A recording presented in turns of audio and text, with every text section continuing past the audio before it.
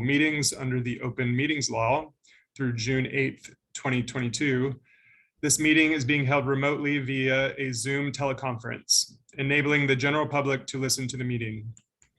The meeting is also being recorded and will be posted on the Trust website, and a stenographer is providing a transcript of the meeting. The directors have received the agenda materials in advance of this meeting and are free to ask questions or comment at any time on the action items submitted for approval today. Please note, however, questions or comments from the audience will not be entertained at this meeting. I note that the board memos and resolutions on today's agenda have been posted on the Trust website in the link entitled Board Meetings, Bylaws, and Other Materials under Board Agendas and Minutes, and thus are available to the public. Because consideration of the Chelsea Piers proposed final lease is before the board today, I'm going to change the typical order of the agenda and have Daniel Miller, first present the Hudson River Park Advisory Council report. Mr. Miller. Thank you very much, Mr. Foster. A little background noise. I don't know if we can mute those who aren't speaking. Thank you. Thanks. Thank you very much. It's good to be back as the Hudson River Park Advisory Council Chair. For those that don't know me, this is my third term serving as chair, my 10th year on the council, having previously served as a member representing a local sports league and following as CB2's representative. The AC is as engaged now as it has ever been. Over the past few years, the AC has established standing committees to address equity, diversity, and inclusion, a committee to research and produce materials that celebrate the history of the Hudson River waterfront, a safety committee that meets regularly to address new and old issues that face the park as it expands and brings an increasing amount of foot and cycle traffic to the park, an executive committee that reviews and approves agenda items before full council meetings, rewritten and ratified bylaws that bring a new sense of order to proceedings, including strengthening the structure of the membership committee. We are a stronger, more vibrant body as a result. Our minutes are now published on the Hudson River Park Trust website, as are our full AC committee meeting dates and times, bringing an increasing awareness to the AC and its operations. But rather than repeat the summary that you can find on the website, I want to focus on safety today. Over the past 2 months since I became chair, the Advisory Council has unanimously endorsed 2 letters addressing safety in the park. One outlines the Advisory Council's position on the Chelsea Piers lease. The other was ratified recently. Its focus centered on addressing greenway safety, specifically as it relates to a dysfunctional approach to traffic management and enforcement. We need a holistic approach embraced by all 3 agencies. The current structure includes a conglomerate of agencies, New York State DOT, New York City DOT, and HRPT, that oversee the nation's busiest bike thoroughfare, also known as the HRP Greenway. We ask that the 3 agencies establish a combined task force to come up with solutions that address the exponentially increasing traffic flow on the Greenway. Fast-moving, heavy electric delivery bikes mixed with slow-moving cycles, scooters, racing cycles, and other electric vehicles on a narrow path not designed for this mixed-use travel, with permanent bollard hazards at every intersection. And this leads us to the Chelsea Piers lease. I live along the park. I'm a longtime Chelsea Piers fitness member and a recent Hudson River Park Friends member. So the park means a lot to me personally. I understand the significance of Chelsea Piers to Hudson River Park. The Advisory Council has discussed the lease for the past few months. We've had members commission their own traffic studies of the area that have come up with conclusions in direct opposition to the study commissioned by Chelsea Piers. I will place the report in the chat for those that haven't seen it after I finish speaking. Organizations within and outside the Advisory Council that represent tens of thousands of constituents endorsed our letter. The key issue is safety. The bikeway narrows at Chelsea Piers and is not equipped with bump out areas to allow safe cycle crossings into Chelsea Piers. Within Chelsea Piers, large production trucks block sight lines that conflict with pedestrians and cycle crossings. The BFJ report, which was commissioned by an Advisory Council member, examines the dangers of the blocked lane. I encourage you to read it if you haven't done so already. I also hope you've had the opportunity to review the video recorded, which I'll also post in the chat. Without edits, it was taken on a normal weekday, coming from Chelsea Piers Fitness, trying to get over to the bikeway with multiple hazards, no sight lines, no daylighting, which is what our members at the Department of Transportation know we regularly do at busy intersections. A couple of weeks ago, David Tewksbury of Chelsea Piers and I walked through the problem areas I demonstrated in the video. I was encouraged by his willingness to review these problem areas, and I believe he left the meeting with a better understanding of why the current design is ripe for accidents. We reviewed the importance of daylighting as exiting vehicles have a chance to see pedestrians and cyclists in the crosswalks. Sight lines currently blocked by large production trucks with no clear markings for entering or exiting, except the only way to see is for cyclists to share the sidewalk with pedestrians, which is, as we all know, illegal. Within the creation of the new lease, the trust has an opportunity to correct a flawed design. Avoidable injuries and accidents will continue to occur until safeguards are instituted. These dangers are not mitigated in the current design of the Chelsea Piers renegotiated lease. Plans that provide a widening pedestrian concourse area at the southern border are, but nothing on its eastern borders. These perils are a direct result of not providing safe access point with the crosswalks and barrier openings exist to access the golf club, the Chelsea Piers Fitness, and the field house at 18th, 20th, and 22nd Street. I urge the trust to consider the comments made by one of our AC members during the April 2022 meeting. Quote, "This is a watershed moment for the park. Is the priority to maximize public use of the waterfront or safeguard commercial interests?" Unquote. The AC wants Chelsea Piers to thrive, but not at the expense of public welfare. Safety at Chelsea Piers is a solvable issue, and one the AC is unanimous in supporting. Thank you very much for your attention. Thank you. Are there any questions regarding the Advisory Council report before we proceed with the action items on today's agenda? Patrick, this is Christina. I just want to mention that Vicky Bean and Tom Biggies are also on the meeting. Thank you. All right, hearing none. There are 6 items on the consent agenda. 1, approval of minutes and ratification of the actions taken at the March 24th, 2022 meeting of the Hudson River Park Trust Board of Directors. 2, authorization to extend term of contracts with CH2M Hill Engineering and Hunter Roberts Construction Group for Pier 40 structural restoration related services. 3, ratification of and authorization to extend term of contract with Pentagram Design Inc. for parkwide signage design services. 4, authorization to adopt new document retention schedule. 5, ratification and adoption of 2022 investment guidelines. And 6, annual confirmation of the Hudson River Park mission statement and performance measures.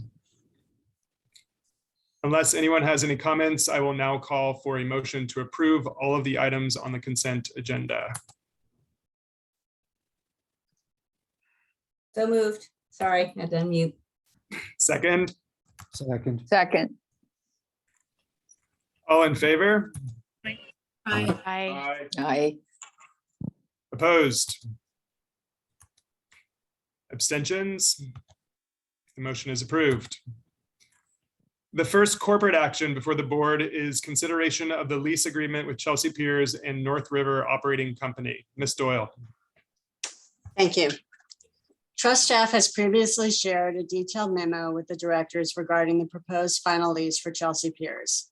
Because that memo, the proposed lease, and other materials are on the trust website, I will limit this presentation to providing relevant historical background and then summarizing key elements of the proposed lease. In 1994, prior to the creation of Hudson River Park, the New York State Department of Transportation and Chelsea Piers entered into a 30-year lease allowing Chelsea Piers to construct and operate a mixed-use sports and entertainment complex for the property generally located between 17th and 22nd Streets west of the Route 9A bikeway. In 1996, State DOT amended that lease to allow for a longer lease term of 49 years. In 1998, the Hudson River Park Act was passed, and pursuant to the act, the trust inherited that existing lease from State DOT. At that time, Chelsea Piers was already a fully constructed and operational facility recognized by the act, inclusive of its location and uses. Although the current lease does not expire until 2043, In 2017, the trust received a request from Chelsea Piers for a lease renewal in support of its long-term financing and subleasing needs. While trust staff understood Chelsea Piers' need for a longer term, staff determined that simply extending the lease would not secure sufficient public benefits. Accordingly, the trust and Chelsea Piers began negotiating for a new lease that adds protections for the trust with respect to use, construction, insurance, and other matters, improves public access, increases rent, and achieves other benefits while allowing Chelsea Piers to continue operating a successful business that many New Yorkers have come to rely on. On February 11, 2022, the trust made the proposed lease that was the result of this negotiation process available for public review and comment, and commenced the mandated significant action process. The proposed lease is for substantively the same property as under the current lease and allows very similar uses. The new lease term would extend to 2055 with one 10-year renewal option, meaning that if the 10-year renewal option were exercised, the new lease would expire in 2065 as opposed to the current lease expiration date of 2043. There are many benefits of the proposed lease as compared to the 1994 lease, including a number related to new requirements that would collectively allow the trust to better control the mix of uses at the facility. For example, under the current lease, there's no minimum size for the popular sports uses at the premises to be retained. The proposed lease would require the greater of 330,000 square feet or 37.5% of total usable square footage for sports and recreation uses. Similarly, under the current lease, the trust has very few rights to control activities on site that could increase on and off-site traffic or conflict with the public's enjoyment of the park. The proposed lease gives the trust many new review and approval rights, such as requiring the trust to approve any additional catering spaces in excess of 5,000 square feet, new restaurant space exceeding 15,000 square feet, and additional retail space in excess of 30,000 square feet. The trust would be able to consider material increases or changes in vehicular traffic, noise, and other environmental impacts while considering these and other proposed changes. Additionally, the lease would newly prohibit uses like nightclubs, jet skis, big box retail, and docked party boats. The proposed lease places an overall cap on infill construction and gives the trust new review rights for this construction based on size and location, as well as new approval rights for additions and alterations. The current lease provides for almost no such controls. The proposed lease also has important new insurance, casualty restoration, and other requirements that much better protect and insulate the trust from various liabilities. As just one example, under the existing lease, Chelsea Piers does not need to restore the premises if the gap between the estimated cost of restoration and insurance proceeds is $1 million or more. Chelsea Piers already accounts for approximately 25% of the trust's annual self-generated operating revenue. The proposed lease increases the amount of rent payable to the trust. Base rent would be 7.5% greater for this current lease year as compared to the current lease, and will increase during the term by both fixed percentage escalations and CPI increases every 2 years. Other rent categories include percentage rent on gross revenue, payments in lieu of real estate taxes, and a new rent category referred to as transaction rent, payable if the lease is assigned or a major sublease is entered into. Total collections over the life of the proposed lease, including pilot, are projected at approximately $855 million. During the negotiation process, and certainly during the public review process, as Daniel mentioned, a great deal of attention has focused on the need for public access improvements. The existing facility was approved and built prior to the creation of the park, and consequently, aspects of the built premises were allowed that might not be approved if we were starting from scratch today. In particular, concerns have been raised about both the extent of the eastern frontage devoted to vehicles as opposed to pedestrians and bicycles. Under the current lease, there is no obligation to improve any of the existing public access paths, service road, or signage for the balance of the lease term. The proposed lease obligates Chelsea Piers to construct new public access improvements along the waterfront path from Pier 59 to Pier 62 to better integrate Chelsea Piers with the rest of the park. The improvements are divided between baseline improvements for which Chelsea Piers must bear the full cost and enhanced improvements for which Chelsea Piers may take a rent credit of up to $3 million over a 7-year period to offset actual costs. The primary baseline improvement is a new overwater platform south of the Pier 59 head house that will provide a better transition from and to the already constructed Pier 57 waterfront esplanade. The potential enhanced improvements include the installation of pavers or other surface and treatments and an enlarged entryway at Pier 62. Since the trust does not yet have construction details or cost estimates for the proposed enhancement work from Chelsea Piers, it has reserved on whether all or some of the enhanced work will proceed, though staff certainly believes that if feasible, these improvements should be pursued. In addition, an important new element of the proposed lease is the inclusion of a new mandatory traffic and pedestrian management plan that includes staffing 10 locations as necessary. The public comment period for the Trust's significant action process took place between February 11th and April 26th, and a virtual public hearing attended by multiple directors took place on March 22nd. In total, the Trust received 30 oral comments and 425 written comments from individuals and organizations, with the significant majority supporting the proposed lease as is. Trust staff has shared with the directors a detailed response to comments document that summarizes the comments and the Trust responses, which is also posted on the Trust website. During the public review process, the general topic of public access generated the most frequent and often passionate discussion. As the directors are aware, notwithstanding the overall public support for Chelsea Piers, Community Board 4, the Parks Advisory Council, and various elected officials have written to the Trust seeking improvements to the eastern frontage area. In particular, these stakeholders believe that one of the 3 existing service road lanes should be removed so that the amount of space devoted to pedestrians can be increased. Prior to commencing the significant action process, the Trust had sought a similar commitment from Chelsea Piers, but Chelsea Piers consistently maintained that widening the sidewalk is not feasible at the present time because the adjacent driveway is needed to support its wide range of current business operations. Chelsea Piers believes their commitment to build an improved waterfront walkway will direct pedestrians from the eastern frontage, thereby minimizing potential conflicts with vehicles. Nevertheless, as a result of the negotiations, the proposed lease circulated for public review included a more robust traffic management program and other smaller improvements to mitigate traffic effects along the service road driveway.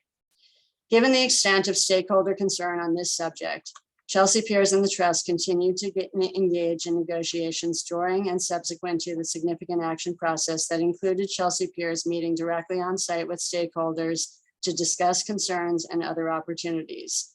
As a result of this community collaboration, the final proposed lease includes new commitments related to the eastern frontage as well as new green energy measures. This language has been provided to the directors previously. Specifically, the final proposed lease incorporates Chelsea Piers commitments documented in a letter sent to Manhattan Community Board 4 on May 10th, 2022, including measures related to green energy, additional service road and sidewalk improvements, safety measures at garage entry points, and the addition of bike share stations.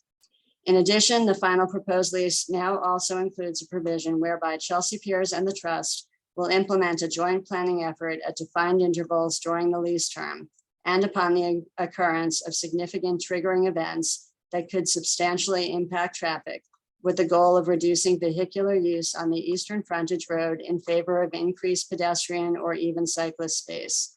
The process would require the Trust and Chelsea Piers to invite Community Board 4 and the New York State and City Departments of Transportation to participate. Under the additional lease provision, the parties would have to agree on an equitable cost-sharing structure to implement identified improvements, and the Trust share of these costs would be handled through a monthly base rent reduction to Chelsea Piers, not to exceed $500,000 per annum. The specific improvement projects and costs to the Trust will be brought before the board for review and approval before any rent credit is granted. Finally, as noted in the board memo and as required by the Public Authorities Law, the Trust filed a notice of disposition of real property by lease with the New York State Controller and other state agencies. The notice explains that the value of the rent in the proposed final lease represents greater than fair market value to the Trust over the term for the premises as encumbered by the 1994 lease, based on a final appraisal report prepared for the transaction. The appraisal was also made available to the public as part of the significant action process. The proposed final lease supports the Trust mission by facilitating the continued operation of a commercial complex widely regarded as a community resource and securing its character as a sports and recreation facility, achieving significant improvements to the waterfront public access pathway from Pier 59 to Pier 62, ensuring the long-term maintenance and repair of piles, bulkheads, and park infrastructure at no direct cost to the public, offering dinner and sightseeing cruises that put people on the river and create an attraction for the tourist industry, retaining approximately 2,000 part-time and full-time job opportunities, including many in the studio and tourist industries that are important to the economy of the city and state, and generating a substantial source of revenues to support the trust's annual operating expenses. Trust staff hereby requests that the board approve and authorize the execution of the proposed final lease between the Hudson River Park Trust and Chelsea Piers for Pier 59, Pier 60, and Pier 61 and the connecting head house. Thank you. Are there any questions or comments? This is Rose Harvey. I wholly endorse the approval of the lease. I've been part of many of the committees that have met and looked at the issue of the traffic on the east side. And I believe, first of all, we have to take a look at the bigger issue. I think the staff have done an amazing job of negotiating this lease with many, many benefits, many of which Noreen just mentioned, and all of which will have many, many benefits for the public. And we had very little control over much of anything under the old lease. We have more control, and we have worked hard on the pedestrian access, and I do think it will move to the waterfront, and that is good. And I do believe that the staff have done everything possible to set the stage for alternative use of the 3 lanes, but I don't think it can happen immediately, having observed and looked into kind of the operational needs. But I think it will and can under this current lease, because we have more control, we have trigger points, we have an agreement that fewer vehicles is the goal of everybody involved, and we have a funding mechanism. And this is one, safety is a big issue, but this whole lease has many, many other issues and benefits. So that is my comment on the lease. Thank you, Rose. Others? Pam, you have your hand up. You're on mute. Sorry about that. I mean, Rose, we were together, of course. I think the core group of us did do site visits. I listened to, I can't admit to listening to the entire public hearing, but probably good hour and a half, almost 2 hours worth. We know there's a lot of public support. I think the key thing about Chelsea Piers, 2 key things, is that they beat us to the waterfront, and they have certain, they stand their ground on a lot of these issues. And also, I think we have to recognize that they're a pretty successful tenant of ours. I mean, if we look at the struggles we've had at Pier 40 to find a tenant who can pay us rent and be a use that the community can live with. I mean, we didn't really hear any comments, negative comments about the uses that the Chelsea Piers has. So, I mean, they're a good tenant for us. That said, I don't disagree that we'd all like to see less car dependency of their uses they have. And I hope that's something, like Rose said, that we set the stage for in the future. I think it's bad timing. If anyone's looked at car use in the city right now, there are 90,000 more cars in the city right now than there were in 2019. I mean, it's a weird pun to use, but it's a train wreck out there. So we really have to I hope the Chelsea Piers will also, over the next of the course of the lease, I hope it's in their interest to reduce truck and car use in their own, with their own tenants. And I'd like us to kind of keep that in mind all along the way. I think we've built in a few mechanisms that allows us to do that. But overall, I was pleased with the amenities that we're making on the western side. I mean, even among us board members, we didn't all agree on that stuff, but I think that will make a difference to park goers.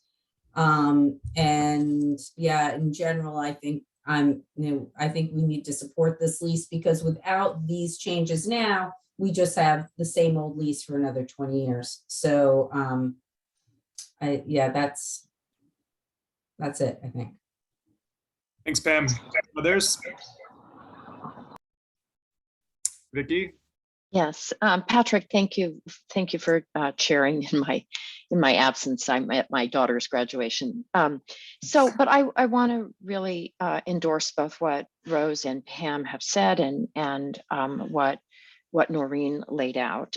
But also, I really want to take this opportunity to thank Daniel, Community Board 4, the Advisory Commission, and all of the people that we heard from in the public hearing and throughout the process. It has been really a constructive process, and one where I think we learned a great deal, Chelsea Pier learned a great deal, and we've come a very long way in trying to meet the concerns that the community and various folks have expressed. And I think the most significant things are the additional controls that we have over a lease that really gave us very, very little control, as Noreen outlined, the additional income at a time when that's critical for the park, and the flexibility going forward based upon these triggers, based upon these review processes, and based upon what I think is a very genuine commitment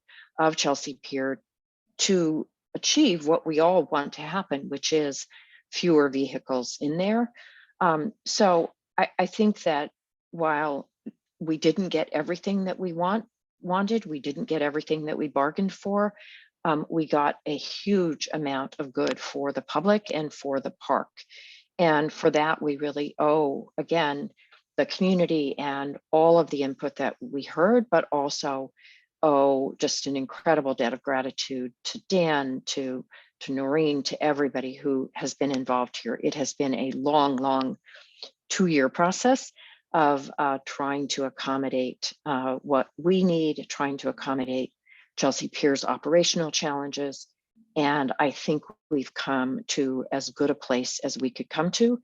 And I totally support the lease extension. Thank you.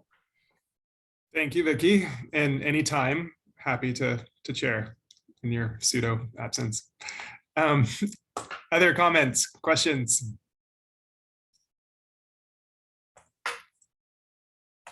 If not, I will call for a motion to approve the proposed final lease between the Trust and Chelsea Piers LP and North River Operating LP.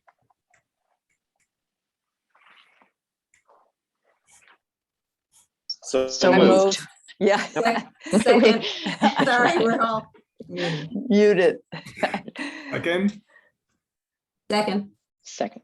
all in favor? Aye. Aye. Opposed? No. Abstentions?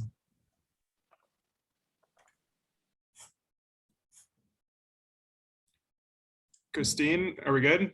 Yes, we're good. We had a majority of we had over 8 board members. The motion is approved. Moving on. On behalf of DEC, I will be abstaining from the vote on the Akrf contract. Therefore, I'm going to move the 5th corporate action before the board to be the next item to ensure we have a quorum. Thus, the next item before the board is approval of the contract with Akrf Inc. for environmental consultation services for habitat enhancement monitoring. Ms. Doyle.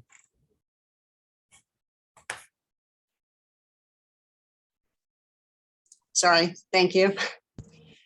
In 2021, the trust installed over 200 enhancement structures in Hudson River Park's estuarine sanctuary waters between Piers 26 and 34 as part of the Tribeca Habitat Enhancement Project.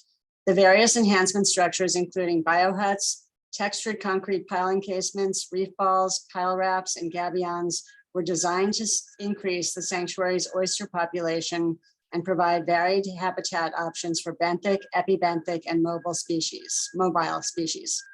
Prior to installing the structures, baseline monitoring was conducted, and the trust has committed to conduct additional research through an annual monitoring program designed to measure the effects of the enhancement structures and the changes over time in estuarine communities and conditions that may result from their deployment. Trust staff prepared a request for quotes seeking a consultant from the list of approved on-call environmental consultant firms that the board had approved in March 2021. Based on the 2 responses received, trust staff found Akrf Inc.'s proposed pricing, team composition, inclusive of sub-consultants from academic and research institutions, and its experience with similar projects to be the submission providing best value for the trust. Trust staff thus seeks board approvals to contract with Akrf Inc. for environmental consultation services for Tribeca habitat enhancement monitoring for a period of up to 5 years in a contract amount not to exceed $1,034,273. Funding for this contract is available from a New York State Department of Environmental Conservation grant.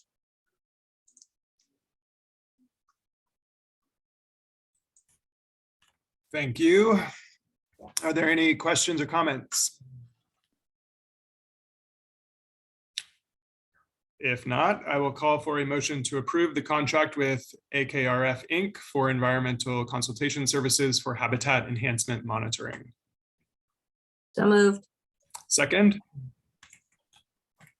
Second. All in favor? Aye. Aye. Aye. Opposed? In addition to me, are there any abstentions?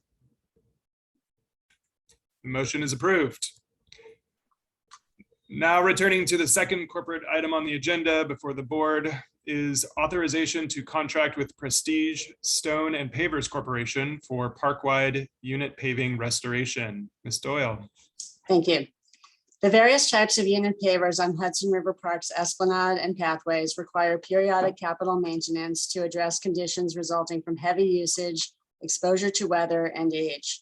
The trust uses a contractor to perform necessary paver restoration work throughout the park on an as-needed basis. On April 7th, 2022, the trust released an RFP for park-wide unit pavers restoration and received 5 proposals on the submission deadline of April 28th. A selection committee comprised of trust staff reviewed the submissions and evaluated each according to the identified selection criteria in the RFP. Trust staff has identified Prestige Stone and Pavers Corporation as the highest ranked proposer, which also offered the lowest fee proposal for the most commonly used paver types. Prestige has completed projects throughout New York City, including for the Battery Park City Authority, the New York City Department of Parks and Recreation, and Department of Design and Construction, and the trust.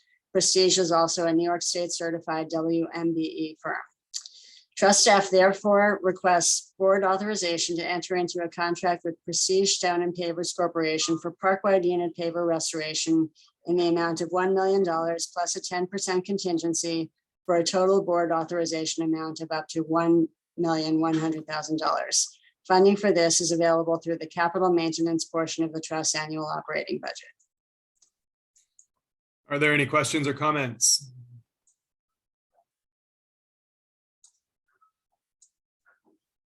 If not, I will call for a motion for authorization to contract with Prestige Stone and Pavers Corporation for park-wide unit paving restoration. So moved. Second, Second. Sorry, second. Yeah. thank you. All in favor? Aye. Aye. Aye. Aye. Opposed? Abstentions? The motion is approved.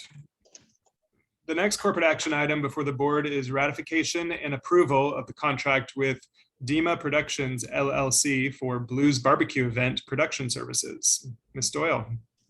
The Blues Barbecue Festival has become a signature element of Hudson River Park's summer events calendar and is very popular. The Trust has historically hired an events production company to produce the event, inclusive of identifying and hiring the talent. This year's Blues Barbecue Festival will take place in person at Pier 76 on Saturday, August 13th. The Trust released an RFP for Blues Barbecue Festival event production services on November 24th, 2021, and received 2 proposals on the submission deadline of January 6th, 2022. Trust staff reviewed the 2 submissions and evaluated each respondent based on the criteria set forth in the RFP. Trust staff determined that DEMA Productions was the most qualified of the 2 respondents, and that DEMA offered a fee and cost proposal that is fair, reasonable, and aligns with standard industry rates, and thus presents the best value to the Trust. DEMA has successfully performed work for the Trust at past Blues Barbecue Festivals, as well as other events in the city, including the Seaport Music Festival and Coney Island Music Festival. DEMA is also a New York State certified WMBE. Accordingly, Trust staff seeks ratification and approval by the board for the contract with DEMA Productions LLC for Blues Barbecue Festival event production services for a contract term of 1 year with 4 one-year renewal options for a total contract amount of up to $955,603 over the 5-year period. Funding would be available from the Trust's annual operating budget as approved by the board each year. Questions or comments? Just want to note how great it is that the Blues Festival is coming back. We are happy about that. It is a good one. Noreen, I've got a question. Is the production company also responsible for getting the food vendors? Yes, Barbecue places. yes, they are. Okay. That's who I need to talk to. Okay. If you have a suggestion, send it our way. Oh, your event staff knows I have 1,000 suggestions on this. Okay. But we expect to see you, Lowell. Always. Okay. Other comments or any questions?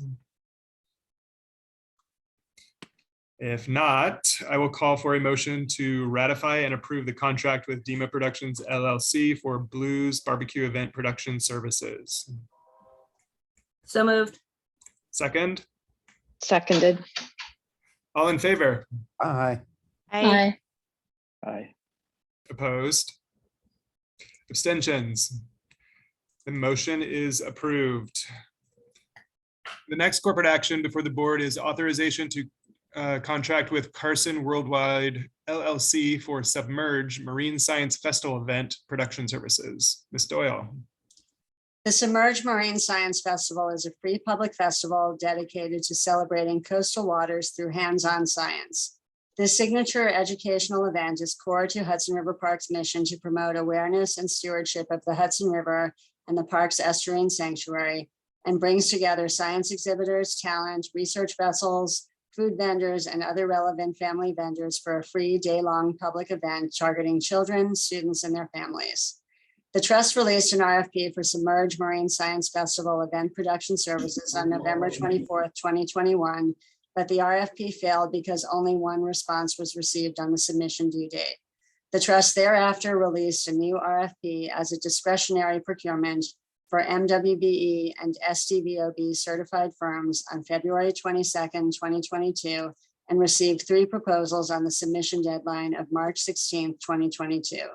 Trust staff reviewed the 3 proposals pursuant to the criteria set forth in the RFP and found that Carson Worldwide was the most qualified and offered a fee and cost proposal that is fair, reasonable, and aligns with industry standard rates.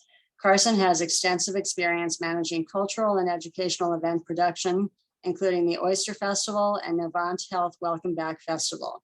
Carson is a New York State certified MWBE firm. Accordingly, Trust staff seeks board approval to contract with Carson Worldwide LLC for a 1-year term with 4 one-year renewal options for a total contract amount of up to $800,960 over the 5-year period. Funding would be available from the Trust operating budget as approved by the board each year. Questions or comments? Hearing none, I will call for a motion for authorization to contract with Carson Worldwide LLC for Submerged Marine Science Festival event producer. So moved. Sorry, Second. Great, thanks. All in favor? Aye. Aye. Aye. Abstentions? The motion is approved. Thank you, everyone. That completes the board action items for approval today. I would now like to ask Ms. Doyle to present the president's report. I will do that. I just want to take another moment here to acknowledge before I start the intense community participation that occurred for the Chelsea Piers matter. Daniel, the advisory council, the community board had multiple meetings on this topic. We heard from hundreds of people, passionate people in all directions, passionate people who had their first kiss at Chelsea Piers, who speak about their kids growing up there, receiving scholarships there, and also people who express safety and other hopes for improvements on site, as we discussed. And as several board members said, I do believe that the public process results in a better lease for us, and that we now have many, many more protections for the public in multiple realms, including public access, than we have today. And I know not everyone, will be happy because we didn't get everything that we all, might dream of doing. But I think what was also clear was the point that Director Frederick said, which was that pretty notably, many, very, very few commenters said anything at all objecting to the uses or the business there. It's all about hopes for something better. And with the new lease, I'm very hopeful that we can get there together. So thank you again. As you can see from the pictures and by looking outside, despite the gloomy day to start with, it is finally really and truly spring outside. And that means that every department at the trust is in full gear. Seasonal staff in our horticulture and public programs departments have come aboard, and flowers have been in bloom across our 4-mile footprint, thanks in part to last year's joint effort between our horticulture department and Hudson River Park Friends and scores of volunteers to plant nearly 40,000 bulbs. Our outdoor concessions have reopened for the season, and our facilities department is getting ready to turn on the sprinklers in time for Memorial Day, which is amazingly just 2 weeks away.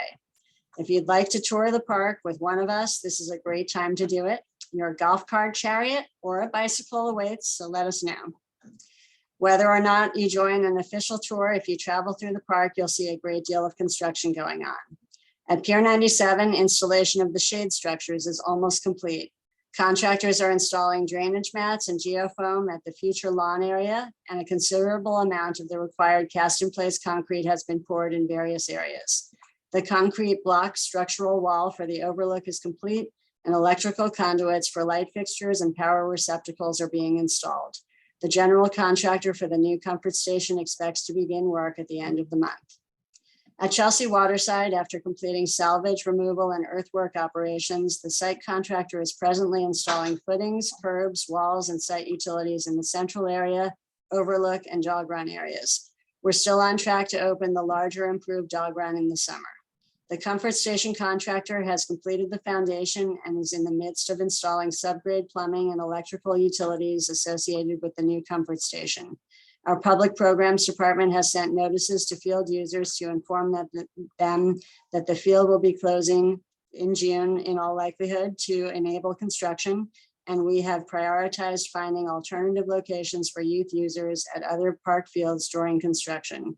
We're fortunate that the timing of the new rooftop field at Pier 40 will be able to serve as swing space for these field users. As you're aware, the Albany County Court has allowed construction to continue at the Gansevoort Peninsula while the court reviews all papers filed in the Article 78 petition by petitioner Mariah Lopez.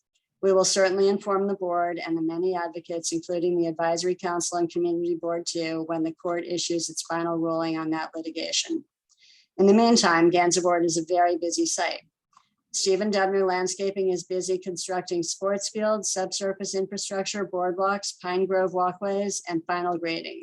The 13th Avenue Promenade work is proceeding well, including the installation of soils, trees, and even some plantings.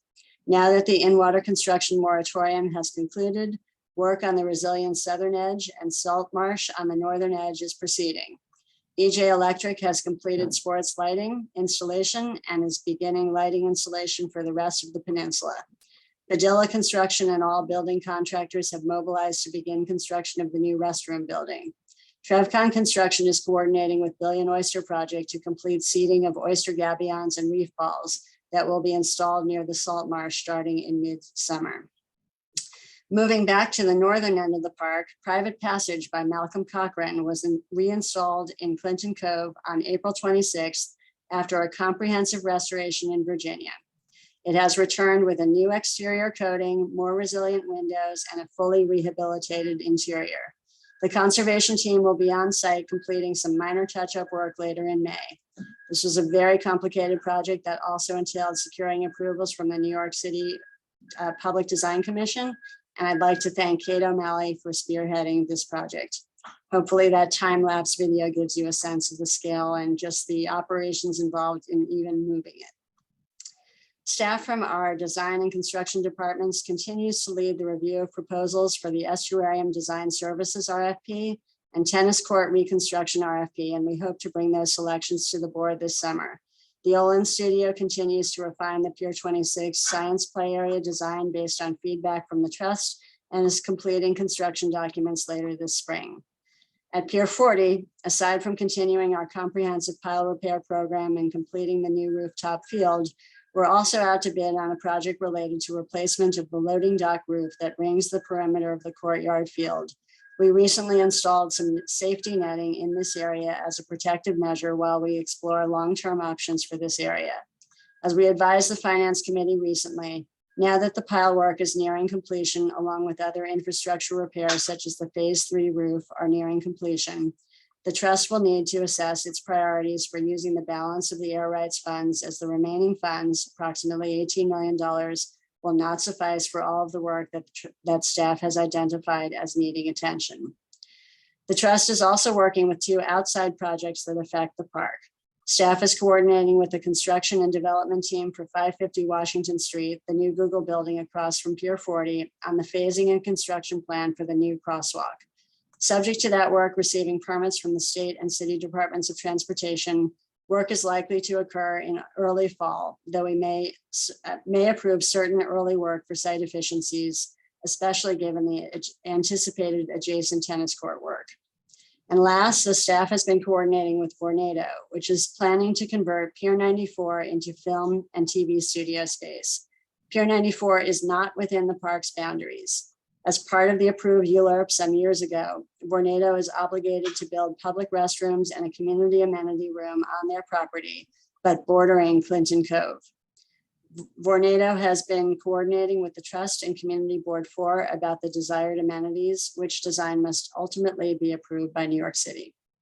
Does anyone have any questions on design and construction matters so far?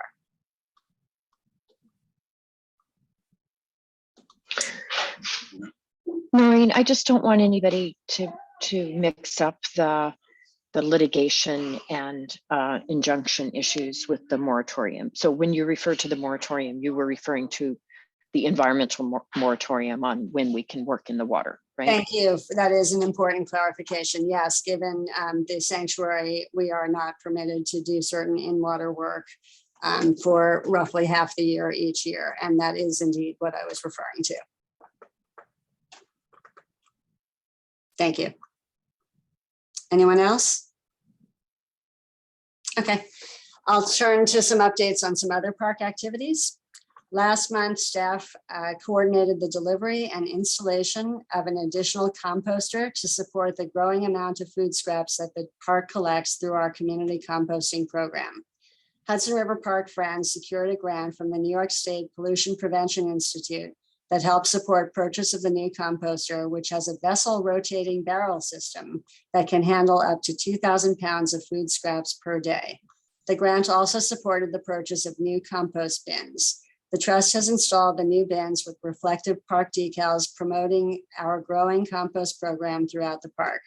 We have also posted educational information about the composting and its benefits on the fence surrounding the machinery north of the heliport. The Trust and Friends have been very engaged with volunteer events this spring. Friends in our horticulture department work together closely to host both corporate volunteers and dedicated individual gardeners known as the Green Team. And the park has come to rely heavily on the work these volunteers do to support our garden beds and habitat area. Recently, a group of volunteers from Turner Construction even repainted the courtyard tunnel at Pier 40 as part of our spring cleaning program. On the right side of that image, you can see the after picture. The before had not yet been done there. It was terrific work. We're excited to announce that the 2022 Hudson River Park event schedule has been announced and that it includes over 260 free events from May to October. Our arts and cultural programming includes a mix of new series combined with returning foundational events. We continue to highlight the diversity of people and places in and around the park, bringing new performers and styles to different locations, all while working collaboratively with community organizations to support their performances and introducing new ways of experiencing Hudson River Park. In addition to the return of the Blues Barbecue Festival on August 13th on Pier 76, highlights include the return of the Hudson River Dance Festival on June 9th and 10th at Pier 63, featuring performances by dance companies curated by the Joyce Theater with generous donation from the SHS Foundation. Hudson River Kids on Mondays at Pier 25 and Thursdays at Pier 63. Dance on Tuesdays featuring Sunset Salsa in June and Afro-Caribbean Dance in July, both at Pier 76, and Bollywood and Bhangra in August at Pier 84. Jazz at Pier 84 in collaboration with the Jazz Foundation of America every Wednesday in June, July, and August. Sunset on the Hudson concerts on Friday nights at Pier 45 throughout the season, and Healthy on the Hudson, sponsored by Lululemon, on Mondays and Fridays at multiple Pier locations throughout the park. The Trust will also be hosting Bicycle Skills 101 in collaboration with Bike NYC once a month in May through August at Pier 76. A complete listing with dates and times is now on our website at hudsonriverpark.org/events. You'll be hearing from Connie shortly with some other nice news in this general realm. And if you are visiting our website, please take a moment to explore our updated homepage, which now allows us to feature many more of the park's beautiful places, amenities, and activities. And it makes it easier to find a lot of information for us as well. Our river project is also gearing up for a busy season of hands-on environmental science with opportunities for all ages to discover and engage with the Estuarium Sanctuary and unique riverfront environment. The Wet Lab will reopen for the 2022 season on Thursday, June 2nd, and we'll be celebrating the occasion with the Meet the Fishes event from 4 to 7 p.m., when we will welcome the public into our research aquarium and offer guided tours of the wildlife we've collected thus far this year. Following Meet the Fishes, the Wet Lab will continue to be open for free to the public on a regular basis, with Wet Lab look-ins offered Tuesdays and Thursdays from 3 to 6 from June to October, and additional weekend hours from July to September. We thank our facilities department for the work they did to help ready the space for more students this year. We're very happy to be bringing back one of our all-time most popular programs, Big City Fishing, starting in July. The Trust supplies the rods, reels, bait, and instruction, and the public gets to learn catch and release fishing from our staff. We're also bringing back the Ask a Scientist series, which welcomes guest STEM experts for humorous and informative talks, followed by a Q&A opportunity for our guests. And of course, we're also excited for the Submerged Marine Science Festival scheduled for October 14th and 15th, and Pumpkin Smash scheduled for November 5th, both at Pier 84. On May 7th, the River Project hosted a Shoreline Cleanup as part of Riverkeeper's 11th annual sweep. Volunteers worked together to remove debris and conduct a macroplastic survey along the shoreline south of Pier 76. The data collected during the cleanup supports the Trust's ongoing research of marine plastic pollution and educates the local community about the importance of reducing plastic waste. On the same day, the park participated in the Municipal Art Society of New York's Jane's Walk NYC. Park educators conducted a tour of the Compost Center at 34th Street. Visitors were shown the biodegradation process of large-scale composting featuring the park's new industrial composter. Participants learned about the environmental benefits of composting and healthy plant beds, as well as how they can be involved in our sustainability efforts. The park was honored to host Governor Hochul, Mayor Adams, Congressman Nadler, Senator Hoylman, and Councilmember Botcher, and many community members and partners at the opening of the Pier 57 rooftop on April 18th. Many of you were there as well, and we thank you for that. The new park space is currently open from 7 a.m. to 10 p.m., 7 days a week, and we're very pleased to tell you that the new open space has been very popular. As you know, the ground floor spaces, including the park's River Project classroom, food hall, and public living room, are all expected to open in the fall. In addition, the annual financial audit for FY22 is currently underway, and our auditors, EFPR Group, expect to produce completed audited financials on or about June 15th, 2022. As we do every year, the trust will schedule a meeting with the audit committee so that the EFPR Group can provide an overview of the audited financial statements in late June before the final audit statement is posted on the trust website. Does anyone have any questions?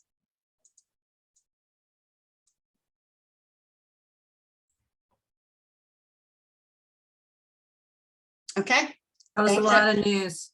You have all Great- those great dates news. memorized? Yeah. Thank you, Noreen, for all of that important and exciting news. It was a lot. It was action-packed. Okay. I will now ask Connie Fishman to present on behalf of Hudson River Park Friends. Thank you. Good afternoon, everyone. A report for this meeting. We ended our last fiscal year in better shape than we had forecast back in March of last year when we put together our FY 21-22 budget.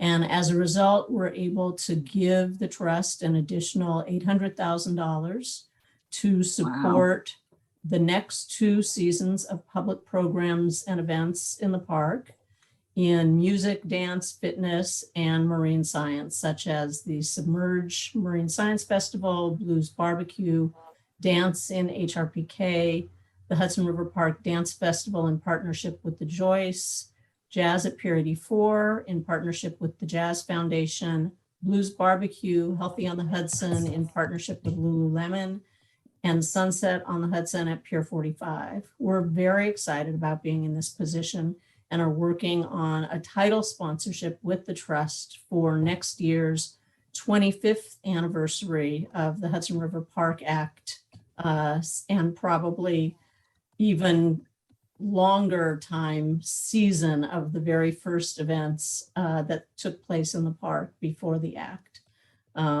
This was an area that we were not yet raising enough money to start contributing to, in addition to horticulture, education, the environment, and we were thrilled to be able to have this money to do so.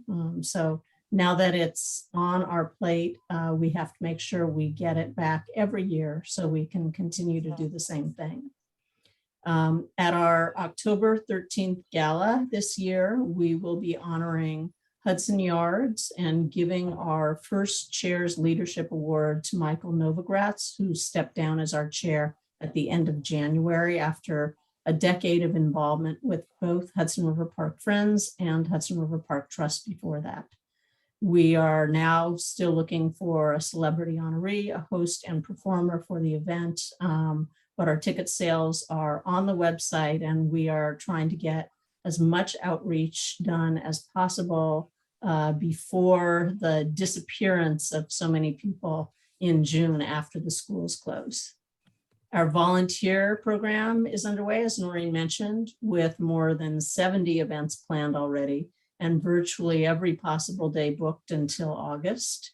We recently hired a new volunteer program associate to help us increase our capacity to staff so many events.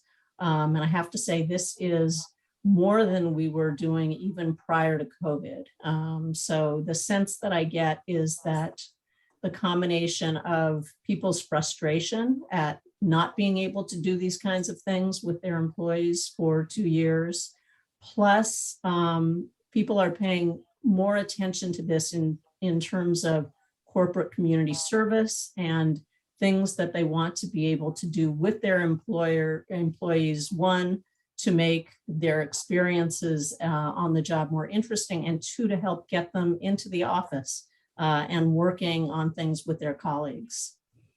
We're doing work with another nonprofit on seeing if we can share some space that was donated to them by Google in the Chelsea Market Building, but they have too much for their own staff. And this would allow Friends to once again have an office, at least part-time, in a location very convenient to the park, since it's just a block away of Pier 57. We should have a better sense of the office fit out and the costs by next month. And hopefully we'll be in a position to take advantage of this very unique opportunity. One of our board members, Jen Cohen, who is the former president of Edelman Public Relations in New York, but now retired, is chairing a group of Friends and Trust staff to begin putting together a strategic communications plan for the park for 2023, also timed to go with the 25th anniversary.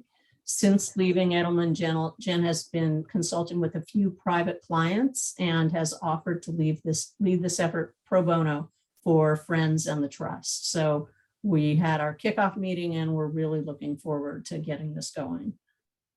Trust and Friends staff will also be working together to create content for the Hudson River Park for the Bloomberg Connects smartphone app. Bloomberg Connects is a personal initiative of Michael Bloomberg that works with dozens of arts, culture, and open space organizations to provide ways to interact virtually with the public through written, photographic, audio, and video content that promotes the organization's identity, geography, unique history, current exhibitions, and highlights of activities, programs, virtual tours, and events. Once an organization is accepted into the program, all of the technology setup and continuing tech support is provided free of charge by Bloomberg, and the content itself is created by the individual organization. So we are getting an intern this summer to work with our collective communications team on sourcing and creating content for the app, which we hope will be able to be started by the end of this year. Currently, there are about 500,000 Bloomberg Connects app users, some very, very high profile organization. It's beautifully done. And if you want to go online to Bloomberg Connects and check it out, it's really worth doing. We were lucky enough to have one of our board members, Kathy Blaney, connect us to the program. We have also been growing our Four-Legged Friends program with events in the park dog runs, which are quite amusing. And we recently raised funds for a seasonal worker to care for the park's dog runs and to provide additional park maintenance services when available. And finally, we're conducting a search for a major gifts officer to help our development team expand its capacity in the $25,000 and higher donor level. This is a position we've never had before. It has been quite difficult to get candidates for, aside from the normal competition among nonprofits for these positions.